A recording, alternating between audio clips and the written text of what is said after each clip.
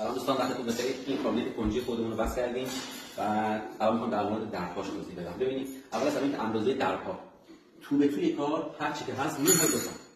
مثال دارم میگم، شما الان یه صفحه داشتین، خب کفی کار درسته، به این شکل گرفتیم بریدیمش دیگه، یعنی حدود 35 یا 40 رفتیم تو، از این 35 اومدیم تو بریدیم، بعد خب کفی کار شکل گرفت. تو به توی ما هر چی که هست مثلا 40 در 40 منهای 2 سانتی میشه، اندازه در به دست میاد. حالا یه سری همکارای دیگه شاید مثلا یک رقم دیگه برای کم کردن در داشته باشن. من میگیرم 2 سانت. چرا؟ چون موقعی که 2 سانت میگیری هر کدومون دیگه نیاز نیستش که مثلا یه در بمونه بعد این در باز شه. الان تو این حالت من هم میتونم اول اینو باز کنم بعد اینو باز کنم.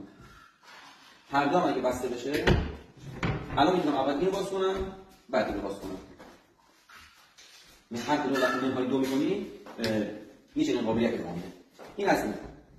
بعد در مورد زدن لوله‌ها ببینید این لوله خرچنگی الان یه فیلم میگیرم ازش. ببینید این قسمتی که گازول خورده یادم میگم. خب این قسمتی که لوله گازول خورده که ساقه، درست؟